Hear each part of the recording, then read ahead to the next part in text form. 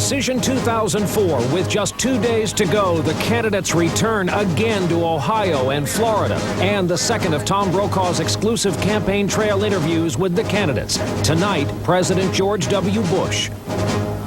By the numbers, Tim Russert tonight with our final NBC News poll before Election Day. And in-depth game day for the candidates. All right, Bush Cheney, thank you. In a battleground state. Gary Edwards sticker. Yes. In a key county that has a way of picking the winner. From NBC News World Headquarters on Democracy Plaza in New York, this is NBC Nightly News with Brian Williams.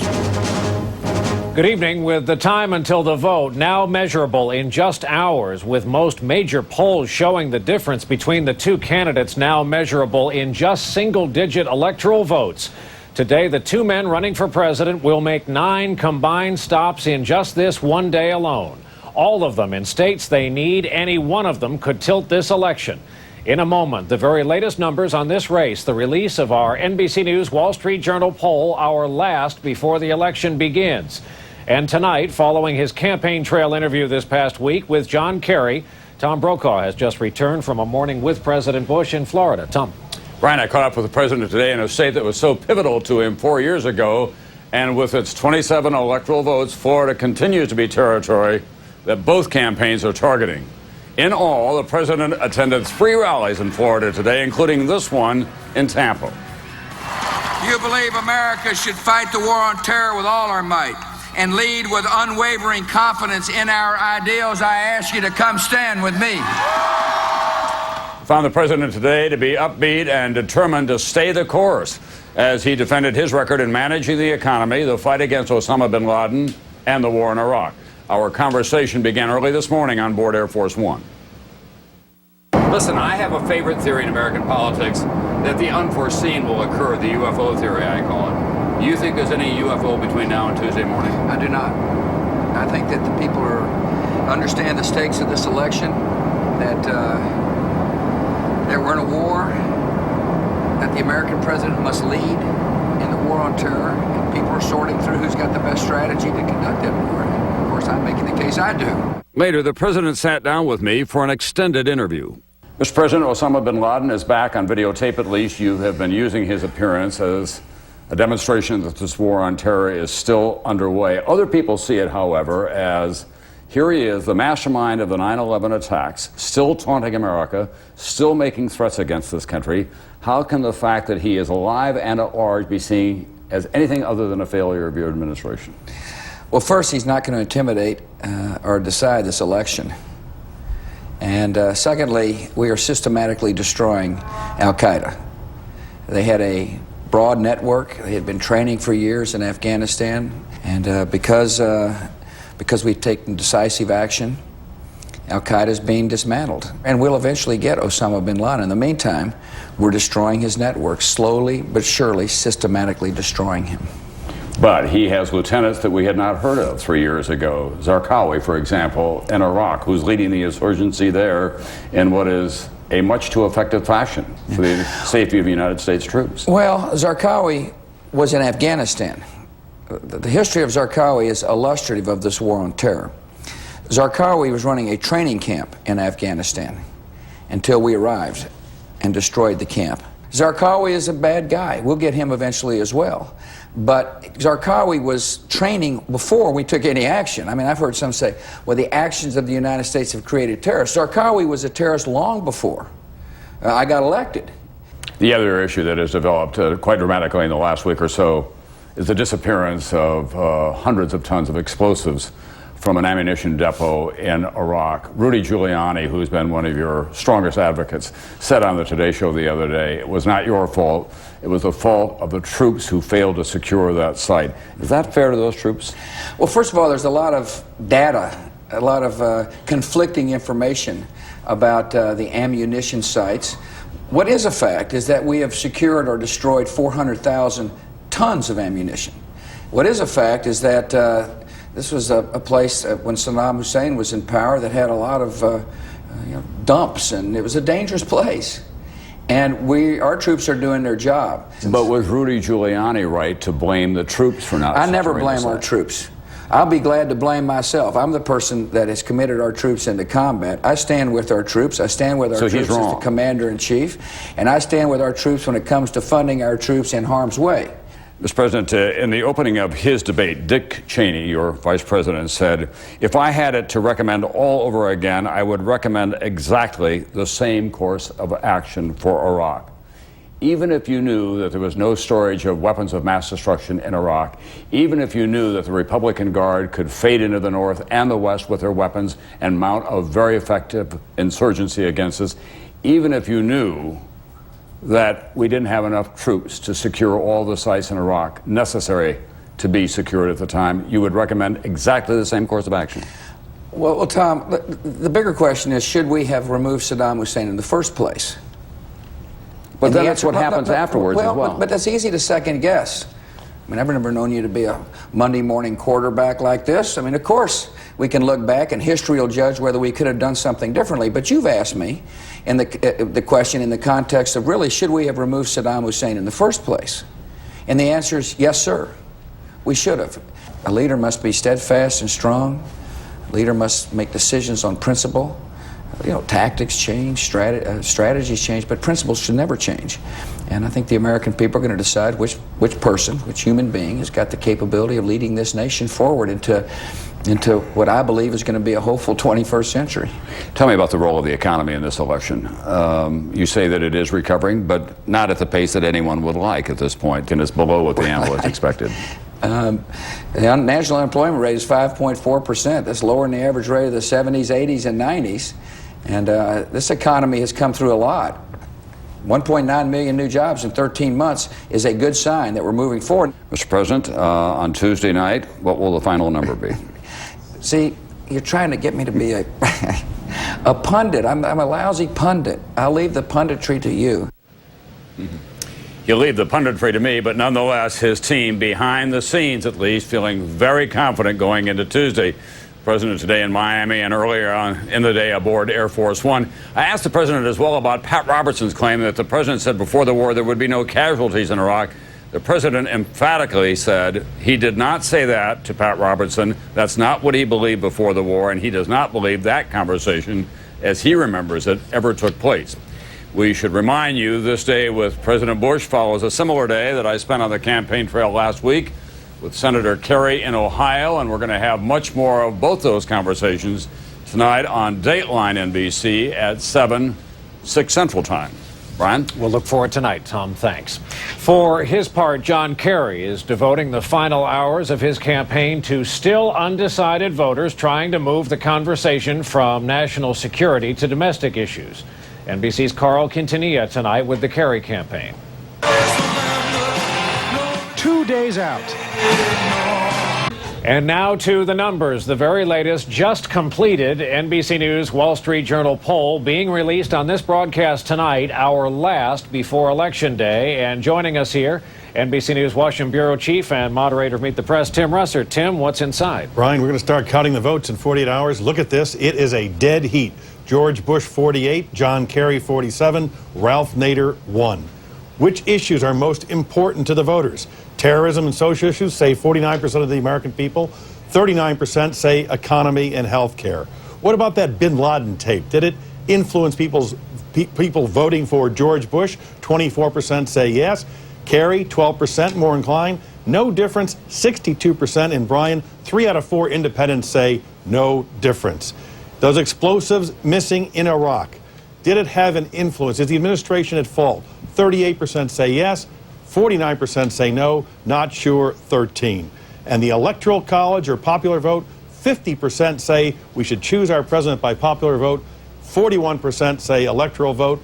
Brian, 71% of Democrats say popular vote, 30% of Republicans say no, we'll take the Electoral College. We'll see if this election is the exact opposite of 2000, how they feel in 2004. What of the so-called internal numbers inside this poll that interest you? I was very intrigued by this. Men prefer George Bush by 7 points. Women prefer John Kerry by 4 points.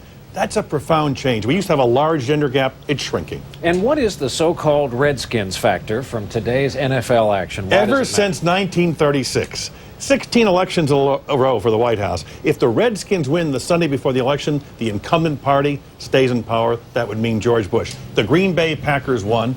One Republican said to me, "Yeah, do you believe in the curse against the Red Sox with Babe Ruth?" We'll find out Tuesday night. Where news and sports intersect. Tim Russert, as always, thanks.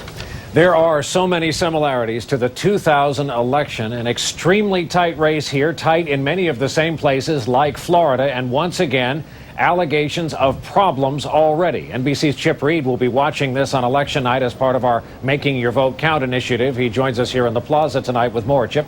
Well, good evening, Brian. NBC's voter alert line has now received 60,000 calls from worried voters. And more of those calls are coming from, you guessed it, Florida than from any other state. And look where they're coming from. Palm Beach County, Broward County, Miami-Dade County, the same three counties that were at the epicenter of that mess in Florida 4 years ago. And with Election Day now so close, many of those callers are sounding increasingly frustrated.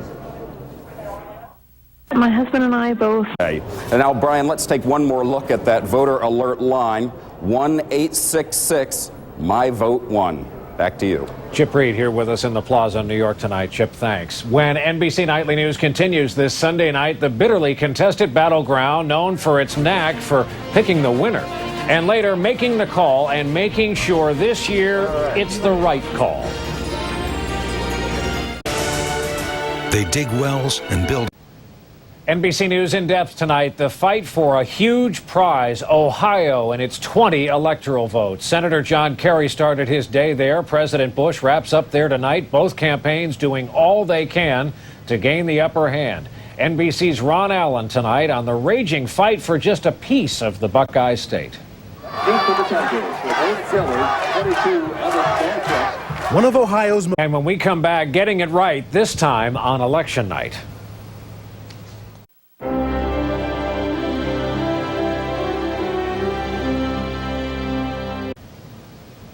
If there is one thing the networks learned from the fiasco of Election Night 2000, it is the importance of getting it right. And there are many new measures in place to ensure that television history is not repeated this time around, though the election may be just as close.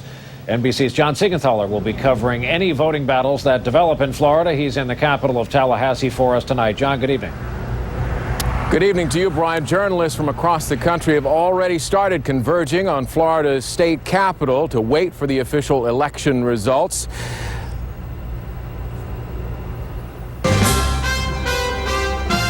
It was like no other election night in history. It appears it will be a long and exciting evening. One the networks would like to forget. Mr. Gore taking a spurt there with that win in Florida. The state of Florida is back in play. Governor of Texas will become the 43rd president. 4 years ago, when it all came down to Florida, for the second time tonight, pull back Florida. Broadcast and cable news, including NBC, got it wrong. We don't just have egg in our face, we've got omelet all over our suits. What happened? The networks had relied on the Voter News Service, a consortium they set up to collect and distribute poll data.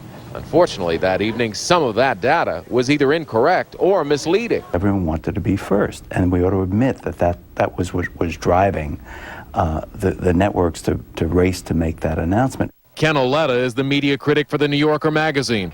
He says this year, the credibility of television news is on the line. I don't think the networks can afford to get it wrong this time because they got it wrong last time.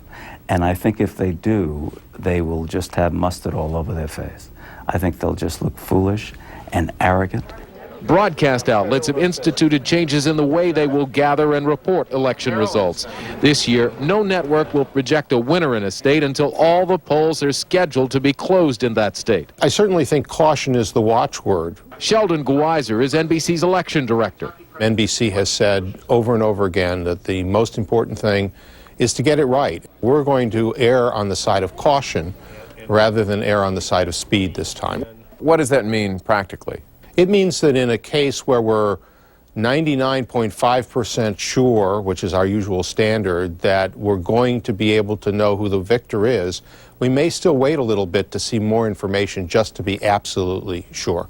NBC, the other broadcast and cable networks, and the Associated Press have also created a new consortium to strengthen vote count, projection, and exit poll data. Despite pledges to do better, in Palm Beach County, Florida, ground zero in the 2000 election, voters are skeptical. We're hoping that you'll wait it out and give everybody a fair chance. Analysts predict a tight race, which means a long night for the networks. Ken Oletta offers us in the media one piece of advice. Keep your mouth shut. Let the voters speak. Now, the networks have worked hard for the last 4 years to make sure that the mistakes don't happen again, but the true test will come in about 48 hours. Brian? John Singenthaler in Tallahassee for us tonight. John, thanks. And when we come back here in New York, lightening the mood of an entire nation during very serious times.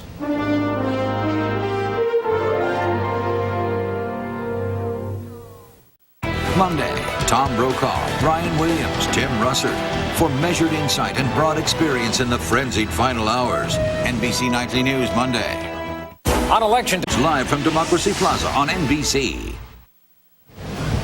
A last word before we leave you tonight. You may have seen in the newspaper over the weekend that Vaughn Meter has died. If you know his name and what he was famous for, it may say a lot about how old you are and where you were living in 1962. That's the year his album came out. It was called The First Family, and it was a spot-on takeoff on President John F. Kennedy and his family. The record, containing 17 skits, was the fastest-selling pre-Beatles album in American history and won a Grammy for comedy. But then came November 22nd, 1963. It wasn't fun to make fun of a martyred president. Vaughn Meter's career was effectively over. He fell on hard times. He called himself a living reminder of tragedy. But he might have been wrong about that. He might just be a reminder that humor has a place in the life of a nation, as it did at the very height of the Cold War. Everything seemed so important then, just as it does at this very moment. A nation sharply divided, at war on several fronts, a nation that could use a reason to smile from time to time, just as we've always found a way to do in the past, and will again. That is our broadcast for this Sunday evening. And a reminder, coming up next on Dateline, Tom Brokaw on the campaign trail with President George W. Bush and Senator John Kerry. I'm Brian Williams reporting tonight from New York. Good night.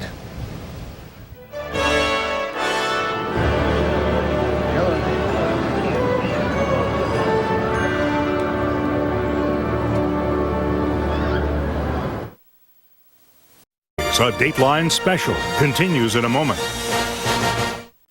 And now, Decision 2004, the final days.